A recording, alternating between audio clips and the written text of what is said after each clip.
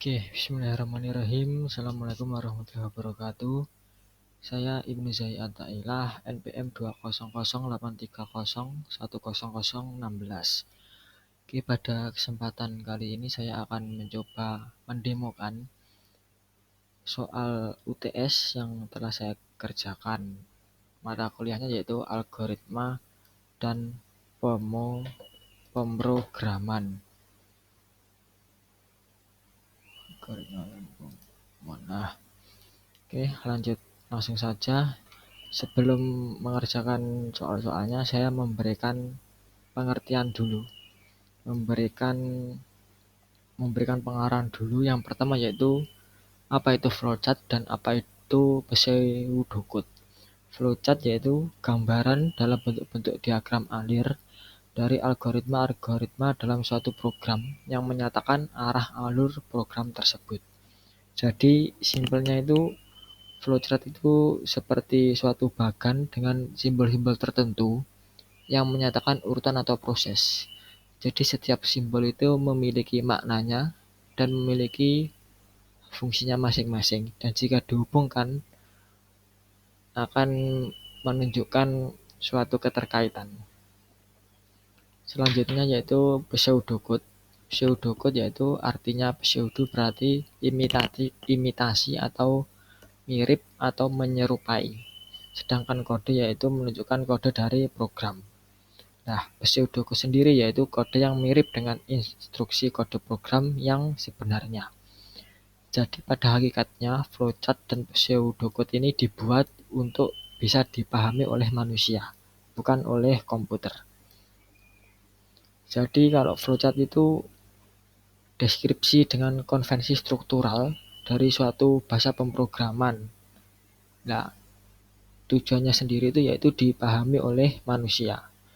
Walaupun bentuknya mirip dengan bahasa program, tapi itu tidak bisa diimplementasikan ke dalam suatu program dan hanya bisa dipahami oleh manusia. Selanjutnya yaitu ini simbol-simbolnya dari flowchart. Yang pertama ada terminator yang memiliki fungsi permulaan akhir program, ada garis alir, preparation, proses, input atau output data, predefined process, decision, on-pack connector, off-pack connector. Untuk lebih jelasnya bisa dilihat dalam contoh-contoh selanjutnya nanti, langsung dalam implementasi dalam suatu permasalahan. Oke, selanjutnya struktur pseudocode yaitu ada judul yang berisi judul algoritma, deskripsi yang berisi deklarasi variabel atau konstanta, dan ada juga implementasi yang berisi inti dari algoritma itu sendiri. Nah, selanjutnya pada pembahasan yang pertama, ada percabangan bersarang yang berisi if else di dalam if, else if, dan switch case. Sebenarnya untuk switch case ini di bahasa pemrograman Python tidak ada fungsi ini, yaitu bisa digantikan dengan def. Nanti penjelasan lebih lanjutnya akan saya berikan nanti. Ada. Selanjutnya perulangan bersarang ada pernyataan break, continue, dan goto di dalam loop serta nested loop. Langsung saja, if else di dalam if, yaitu pseudocode-nya if kondisi pertama, if kondisi kedua, pernyataan 2, else-nya pernyataan 3, else-nya pernyataan 1. Oke, selanjutnya ini flowchart-nya bisa dilihat kondisi 1. Jika benar maka akan dilarikan ke pernyataan 1, dan jika pernyataan 1 ini akan langsung ke selesai sini. Kalau salah akan dilanjutkan ke dalam kondisi kedua. Jadi bisa ada 2 kondisi, 3 kondisi, atau terserah sesuai dengan permasalahannya. Jika benar langsung dilarikan ke pernyataan kedua lalu selesai. Selanjutnya jika salah ke pernyataan 3. Ini bisa juga jika ada 3 kondisi atau 4 kondisi. Ini jika salah akan dilanjutkan ke kondisi ketiga, kondisi keempat, dan seterusnya. Oke, selanjutnya else if. Sebenarnya tujuan dari if else dalam if, else if, dan switch case itu sama. Outputnya sama tapi menggunakan proses yang berbeda. Jadi ada 3 opsi untuk menyelesaikan suatu permasalahan. Sebenarnya hasil akhirnya atau yang dituju tujuannya itu sama. Itu selanjutnya ini as if kondisi pernyataan satu, as if pernyataan kedua. Nah, bedanya di sini. Kalau ini ada as if. Kalau di pemrograman bisa disingkat elif. Elif kondisi n sampai elif pernyataan n plus 1. Flowchartnya sama sebenarnya. Kondisi 1 jika benar dilakukan ke pernyataan 1 langsung ke selesai. Jika salah dilanjutkan ke kondisi 2, jika salah langsung ke pernyataan ketiga. Ini jika benar langsung menuju ke pernyataan 2 lalu diselesai. Mudah sekali ini. Konsepnya seperti itu. Switch case. Nah, ini case pertama langsung true. Kalau salah case kedua, ini kita langsung belajar di contohnya lah nanti. Untuk posisi berikutnya, switch case ekspresi, case konstanta 1, pernyataan 1, case konstanta 2, pernyataan 2. Ini format pernyataan umumnya seperti ini, posisi berikutnya. Kalau alurnya saya akan membuka langsung by contoh saja. Nah ini, misalnya aritmatika, digit pertama kita definisikan terlebih dahulu, masukkan digit pertama, bentuknya float, operasi kedua, stringnya ini bisa dipilih tambah, kurang, bagi, atau kali. Selanjutnya digit 2-nya yaitu masukkan digit kedua, bentuknya bisa float ini. Nah, ini case-nya itu sudah disediakan. Misal kalau def-nya tambahkan, ini kalau opsinya tambahkan berarti ditambah. Tambah itu apa ini? Hasil digit 1 plus digit 2. Selanjutnya kalau user memilih kurang, berarti kurang sama dengan kurangkan. Nah, ini isinya. Ini. Jadi udah ada cache-nya, udah disediakan cache di bawahnya. Begitu juga sampai yang kalau user memilih kali berarti cache-nya dikalikan. Dan dikalikan itu memiliki definisi hasil sama dengan digit 1 kali digit 2. Oke. Selanjutnya ini langsung penerapan contohnya. Menentukan suatu bilangan termasuk bilangan positif atau negatif. Ini mulai inisialisasi dulu. Masukkan bilangan jika A lebih besar dari 0. Nah, ini kan ini logikanya kalau positif itu kan lebih besar dari 0. Nah, kalau lebih besar dari 0 berarti true kan? Itu langsung cetak positif. Oh, maaf. Sedangkan kalau false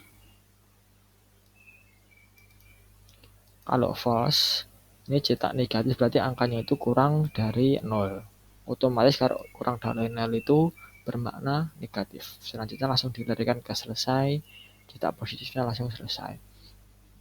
Yang aritmatika tadi sebenarnya untuk logika awalnya yang diimplementasikan dengan flowchart itu sama, logikanya itu sama. Yang membedakan ya tadi prosesnya aja. Nanti outputnya juga sama.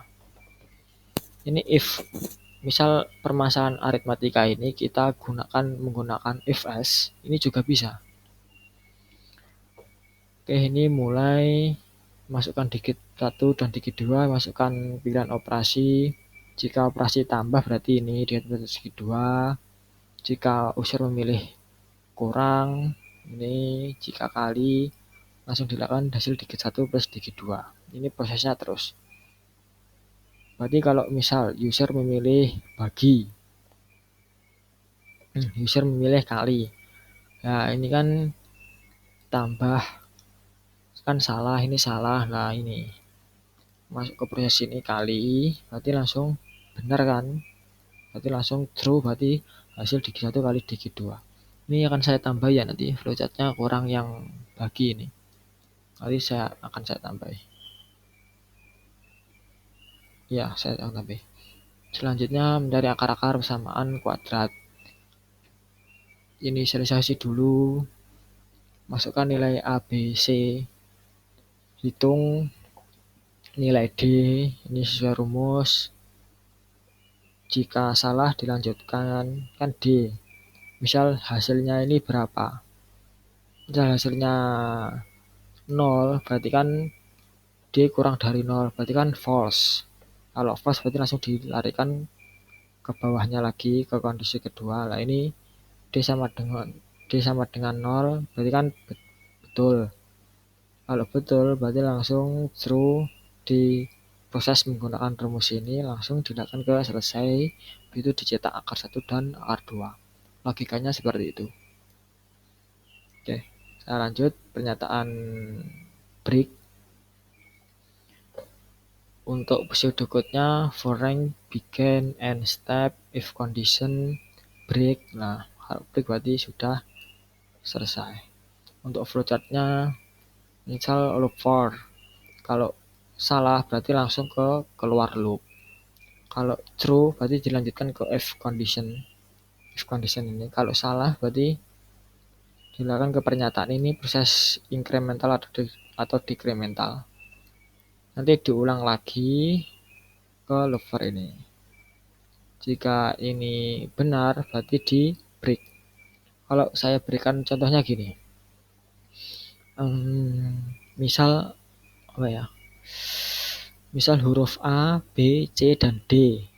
For X in huruf, if X-nya misal C, terus break lah. Itu yang dicetak nanti A, B, C, dan D-nya tidak dicetak karena sudah di break di C. Oke. Untuk pernyataan continue for rank begin and step. Ini struktur roomnya seperti ini. Nah, ini untuk flowchart-nya, jika loop for-nya jika tidak termasuk dalam rank-nya ini berarti langsung keluar loop. Jika benar diproses ke if condition ini. Jika salah proses incremental atau decremental terserah, nanti diulangi lagi. Jika benar di continue lalu diulangi lagi. Beda dengan yang break tadi. Kalau break tadi langsung selesai, kalau continue bisa dilanjut. Nah, menggunakan contoh yang tadi bisa saya katakan seperti ini. Hurufnya sama ya, A, B, C, D. For X in huruf, misal if X-nya saya samakan C, tapi continue. Lah, itu yang dicetak nanti A, B, C-nya itu tidak dicetak. Berarti langsung D. Berarti kan hurufnya ada 4, A, B, C, D. Yang dicetak itu cuma A, B, dan D. Kalau break tadi A, B, C, D yang dicetak cuma A dan B. Oke, selanjutnya pernyataan goto. Untuk pseudo code-nya seperti ini, for rank begin and step if condition goto. Ini nanti ada labelnya, print selesai. Untuk flowchart-nya for jika salah langsung keluar loop, jika benar diproses ke if condition, jika salah langsung ke pernyataan, nanti proses incremental atau decremental, jika benar langsung goto. Ini gotonya apa nanti langsung di label. Dalam label nanti ada isinya.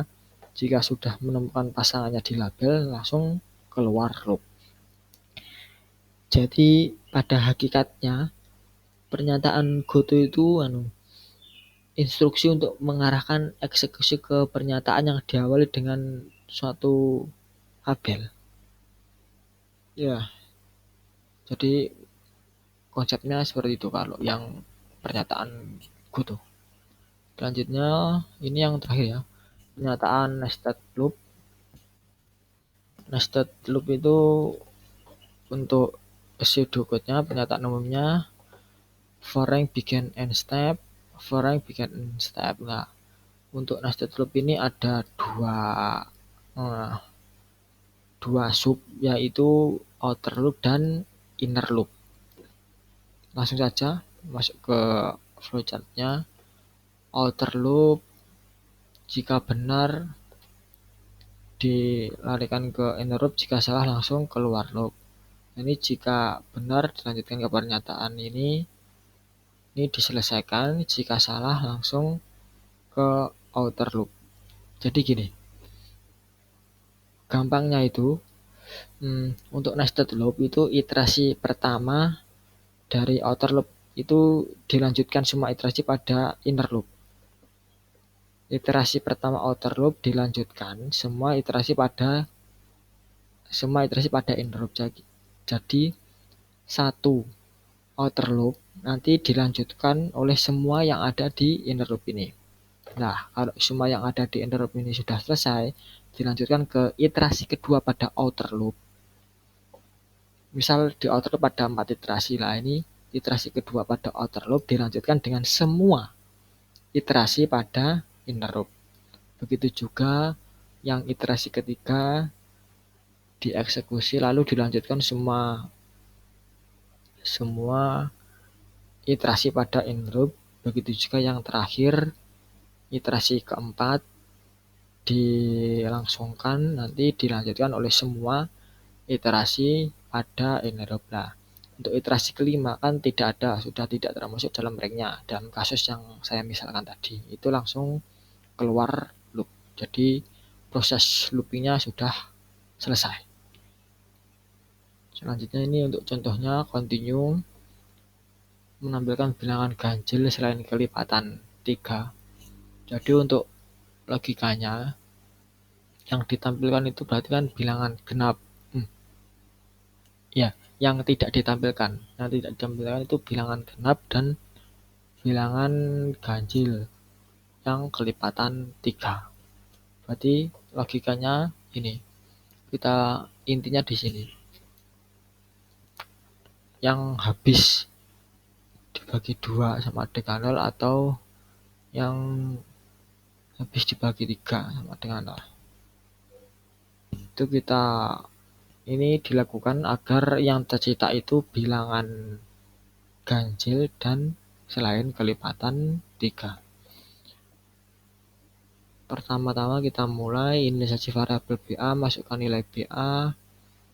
Ini kita definisikan ranknya dulu 0 sampai BA ini sesuai yang diisikan. Misal sampai 15 ya nanti 0 sampai 15. Jika salah langsung keluar loop, jika benar diproses di sini. Jika benar di continue. Nah, maksudnya continue itu gampangnya di skip lah. Kalau ada bilangan yang genap atau bilangan yang kelipatan 3, misal 6, itu nanti di skip, tidak dicetak. Jika salah langsung ini proses incremental. Nah, begitu. Sampai diproses terus, di loop terus sampai ranknya ini sudah di luar rank. Terus nanti keluar loop. Selanjutnya menampilkan kuartal bulan, ini goto. Langsung saja kita masuk ke intinya, yaitu di sini goto A. Nanti label A ini mempunyai isi. Kalau salah berarti langsung disalurkan ke goto B, label B. Kalau salah langsung ini goto C. Kalau salah lagi ini diproses ke goto D terus label D. Ini semua labelnya kalau sudah menemukan pasangannya, goto. Kalau sudah menemukan labelnya sendiri-sendiri nanti langsung keluar loop. Ya, kalau belum nanti ya diproses ini dikembalikan ke awal nanti, ke awal lagi. Kalau ini sudah tidak memenuhi ringnya berarti langsung keluar. Prosesnya seperti itu. Ini pohonnya ini nested loop. Jadi dalam suatu loop ini ada loop yang lain. Dan loop yang di dalam ini biasanya disebut sebagai nested loop. Dalam hal ini outernya yaitu baris dan innernya yaitu kolom. Nanti diproses seperti biasa. Jika salah langsung keluar loop, jika benar dilanjutkan. Nanti iterasi pertama dilancarkan dulu, dilanjutkan semua iterasi pada inner loop. Selanjutnya kalau semua iterasi pada inner loop sudah selesai, dilanjutkan ke iterasi kedua pada outer loop dan dilanjutkan semua iterasi pada enter loop. Kalau sudah semua selesai atau keluar atau tidak ada dalam batas ringnya ini, langsung keluar loop. Oke, permasalahan yang kedua yaitu buatlah flowchart dan program yang didokumentasikan dalam dokumen untuk menghitung indeks prestasi semester seorang mahasiswa, di mana diinputkan nilai huruf dari 5 kuliah yang diikutinya dan jumlah jam mata kuliah tersebut, di mana konversi nilai huruf ke angka untuk menghitung IPS atau indeks presentasi semester adalah sebagai berikut. A sama dengan 4, AB sama dengan 3,5, B sama dengan 3, BC. Ini dan rumusnya nilai kali jam dibagi jumlah jam keseluruhan. Ini soalnya ini nanti outputnya 2,96. Jadi kita buka ke Word dulu. Flowchartnya seperti ini logikanya. Kita mulai dulu, terus inisialisasi variabel matkul jam, jumlah jam, dan indeks presentasi semester. Terus ini input matkul 1 dan jam 1, ini proses input data. Ini input matkul 2, input matkul 3 dan jam 3, input matkul 4 dan jam 4, input matkul 5 dan jam 5. Ini diproses dulu jumlah jamnya berapa. Itu jam 1 plus jam 2 plus jam 3 plus jam 4 plus jam 5. Untuk IPS-nya rumusnya ini sesuai tadi. Oke. Ini yang flowchart yang inputannya angka. Nah, saya juga membuat flowchart. Ini nanti untuk lebih jelasnya langsung saya contohkan by program saja. Langsung ke program nanti. Ini mengenali logika saya dalam menyelesaikan soal ini. Yang kedua ini flowchart atau logika saya untuk jika inputannya itu berupa huruf. Jadi kalau inputannya berupa huruf, misal A, B, C atau yang lainnya, nanti harus dikonversi dahulu ke dalam angka, karena jika hurufnya tidak dikonversi dahulu, otomatis tidak bisa diproses ke dalam rumus IPS. Nah, ini mulai dulu inisialisasi input. Nah, ini input matkul 1 dan jam 1.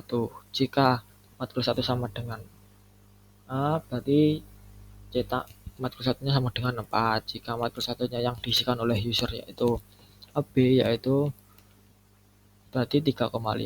Jika matkul 1-nya B, berarti matkul 1 sama dengan 3. Jika matkul 1 sama dengan BC, 2,5. Ini menyesuaikan yang diisikan oleh user. Jika misal user mengisikan D, berarti kan matkul 1 sama dengan A, berarti kan salah. Ini false.